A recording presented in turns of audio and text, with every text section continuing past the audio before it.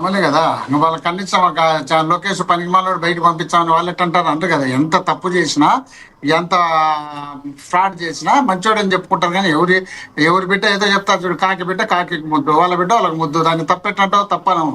రెండోది, ఆ మా శేఖర్ రెడ్డి ఏమంటున్నాడంటే, తెలుగు వైసీపీ చనిపోయింది, చనిపోయిన పార్టీని బతికించుకోవాలని, మేము జనంలో ఉండమని చెప్పించుకోవాలని ప్రయత్నం చేస్తున్నారు అని.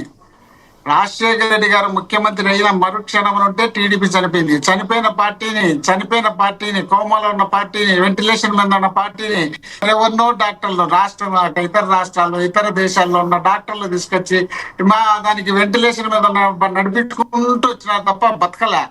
ఆ తర్వాత మళ్ళీ 2014లో ఈ రాష్ట్ర విభజన జరగడము, రాష్ట్రంలో కాలకొల్లం జరగడము, ఇతర రాష్ట్రాలు, ఇతర ప్రాంతాలు, ఇతర పార్టీలు అందరినీ కలుపుకొని సినిమా యాక్టర్లతో పాటు ఎన్నికలకు పోతే మహా అంటే వచ్చింది 5 లక్షల ఓట్లు మెజార్టీ, 5 లక్షల ఓట్లు. ఆ తర్వాత 19లో మళ్ళా 151 సీట్లతో జగన్మోహన్ రెడ్డి గారు సింగిల్, వీళ్ళు ఎన్ని తలకిందులు ఉన్నా గెలిచలేని పరిస్థితి వచ్చింది. అప్పుడు మళ్ళీ జగన్మోహన్ రెడ్డి గారు గెలిచినారు. ఆ తర్వాత 24 వచ్చేటప్పుడు అప్పటికి ఆల్రెడీ చనిపోయింది. ఆ చనిపోయిన పార్టీకి అరెస్ట్ పూసి చూపించుకొని పవన్ కళ్యాణ్ గారు కలిసినారు. పవన్ కళ్యాణ్ గారు పోయి మళ్ళీ ఢిల్లీకి పోయి వాళ్ళ కాళ్ళు పట్టుకొని చంద్రబాబు నాయుడు వచ్చి పో అండానే కూడా మేము పట్టుకొని వచ్చి తీసుకొచ్చి గెలిపించుకున్నామని చెప్పి ఆయన నోటితో ఆయన చెప్పినాడు, నేను చెప్పలే. అంత చెప్పిన తర్వాత ఆ ప్రాణంతో ఉన్నట్ట, ప్రాణంతో పోయినట్ట. అయినా కూడా గెలిచే పరిస్థితి లేకపోతే ఇంకో కోణం ఎత్తుకలాడి ఆ కోణం ద్వారా తీసుకొని గెలిచి ఆర్టిఫిషియల్ గా ప్రభుత్వాన్ని నడుపుతున్నారు తప్ప బలమైన పార్టీ, బలహీనమైన ప్రతిపక్షం రాష్ట్రంలో లేదు. బలమైన ప్రతిపక్షం ఉంది.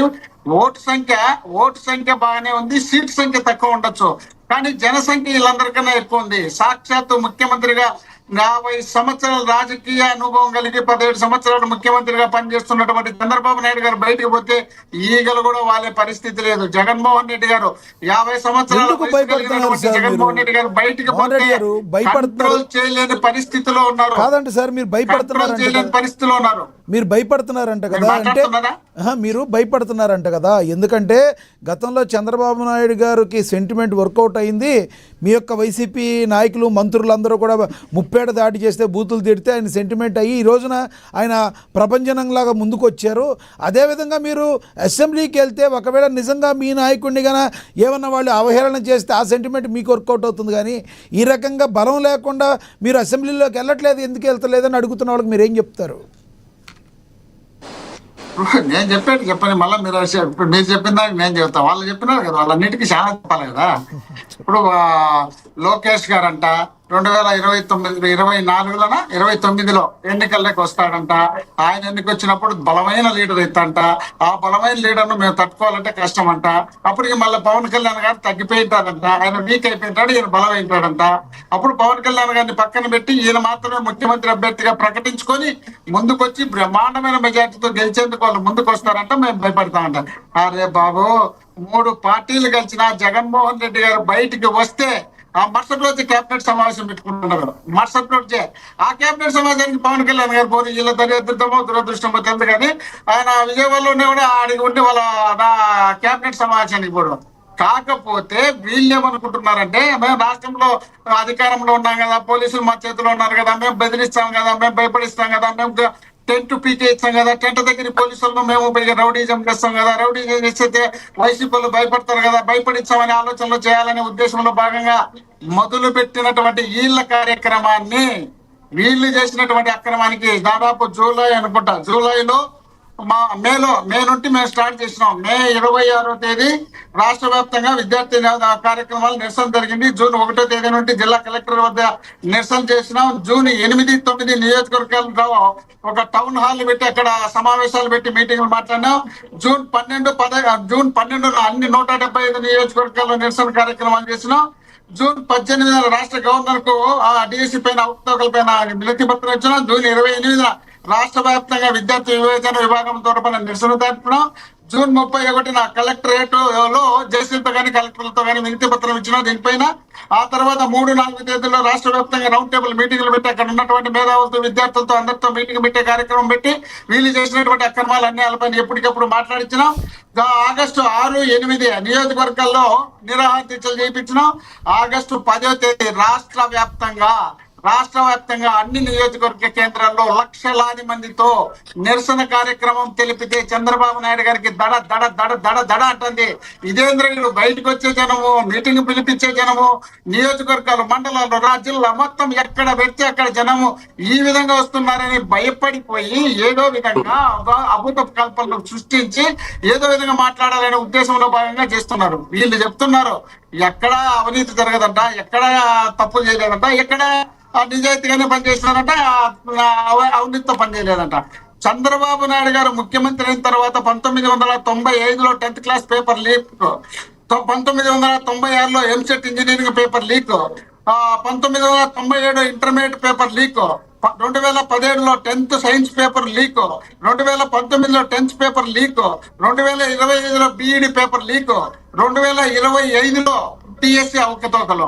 ఎక్కడబ్బా మీ పరిపాలనలో ఏ ఒక్క రోజన్నా ఏ ఒక్కటైనా మంచిగా జరిగి ఉంటే కదా మీరు మంచిని చెప్పుకోవడానికి. మీ జీవితం మొత్తం అవకతవకలతో జరిగింది కాబట్టి మీరు అన్ని తప్పులే చేస్తారు. కాబట్టి గతంలో మీరు పాలనలో ఉన్నప్పుడు ప్రతిపక్షం ఆ విధంగా స్పందించిందో లేదో తెలియదు. కానీ ఈ రోజు జగన్మోహన్ రెడ్డి గారు ముఖ్యమంత్రి కానీ పార్టీ కానీ పెట్టిన తర్వాత ఎప్పటికప్పుడు ఎక్కడికక్కడ మీరు చేస్తున్నటువంటి కార్యక్రమాన్ని ఎత్తి చూపిస్తున్నారు. కాబట్టి మీకు దడబుట్టి జగన్మోహన్ రెడ్డి గారిని ఎదుర్కొని చేతగాక వ్యక్తిగతంగా మీరు దాడులు చేసే కార్యక్రమాన్ని ఉదయం స్టార్ట్ చేసే సాయంత్రం వరకు చేస్తారు. ఆయన ప్రెస్ మీట్ పెడితేనే తట్టుకోలేక రాష్ట్రం మొత్తం వణికిపోయి మీరు ప్రెస్ మీట్ పెట్టి జగన్మోహన్ రెడ్డి గారిని పర్సనల్ గా తిట్టడానికి వచ్చారు. జగన్మోహన్ రెడ్డి గారి అసెంబ్లీకి వచ్చే మీరు తట్టుకుంటారా? అందుకనే కదా మీరు ఆయన అసెంబ్లీకి వచ్చే పారేస్తారని. ప్రజలందరికీ పాపం చూసి చాలా రోజులైంది అసెంబ్లీలో జగన్మోహన్ రెడ్డి గారు రారా ఇంకా? అదే సార్ వినండి సార్, కొంచెము అసెంబ్లీకి జగన్మోహన్ రెడ్డి గారు వచ్చే వీళ్ళ చరిత్ర కడగను మొదలు పెడితే ఇంకా కుండలు కాబట్టి వీళ్ళు భయపడిపోయి ముందే బయట నుండి జగన్మోహన్ రెడ్డి గారు పులివెందుల ఎమ్మెల్యేకి ఇచ్చే స్థానమే టైమే మేము ఇస్తాము, ఆయనకు టైం ఎక్కువ ఇవ్వము అని చెప్పడంతో పాటు ఇంకొందరు ఏమంటారంటే ఆయన ఎమ్మెల్యేనే కదా, పులివెందులకు సంబంధించినటువంటి సమస్యలు మాత్రమే చెప్పమనండి, రాష్ట్రానికి సంబంధించిన సమస్యలు చెప్పడానికి ఆయన రాష్ట్ర నాయకుడు కాదు కదా, ఆయన ఎమ్మెల్యేనే కదా అని చెప్పే స్థాయిలో వీళ్ళు దిగజారిపోయి మాట్లాడుతున్నారంటే జగన్మోహన్ రెడ్డి గారు అసెంబ్లీకి వచ్చే ఎట్లుంటుంది అనడానికే ఇది నిదర్శనంగా చెప్తున్నాం. ఇక టీచర్ పోస్ట్ కి సంబంధించి పదే ఎందుకు మీరు లోకేష్ గారిని టార్గెట్ పెట్టారు, ఎందుకు పెట్టారు అంటున్నారు. మేము టీచర్ పోస్టులు అవకతవకలు జరిగినాయని చెప్పిన తర్వాత మీరు జరగలేదని చెప్పడంతో పాటు మీరు డైరెక్ట్ గా జగన్మోహన్ రెడ్డి గారు ఆ విద్యార్థులు ఎవరెవరు ఎగ్జామ్ రాసి అక్కడ ఇబ్బంది పడ్డారో, ఎవరెవరు నష్టపోయినారో, ఎవరెవరు బాధపడుతున్నారో వాళ్ళ ద్వారా మీడియా ద్వారా బ్రహ్మాండంగా బయటకు చెప్పినారు. దానికి సంబంధించినటువంటి సమస్యను మీరు పరిష్కరించాల్సిన మోహన్ రెడ్డి గారు డిస్టర్బ్ చేశాను అంటారు. కానీ మీకు ప్రజా సమస్యలు వాటి పరిష్కారం ఇంపార్టెంటా లేదంటే ఈ పదవులు లాంటి ఇంపార్టెంటా? ఆయన ఎమ్మెల్యే అయితే ఏంటండి తప్పే ఉంది? పులివెందుల ఎమ్మెల్యే గారు, ఆయన అద్భుతమైన ఎమ్మెల్యే గారు వచ్చి ప్రజా సమస్యల మీద పోరాడాలి కదా సార్, కాదంటారా? రాహుల్ గాంధీ గారు ఇప్పుడు శేఖర్ రెడ్డి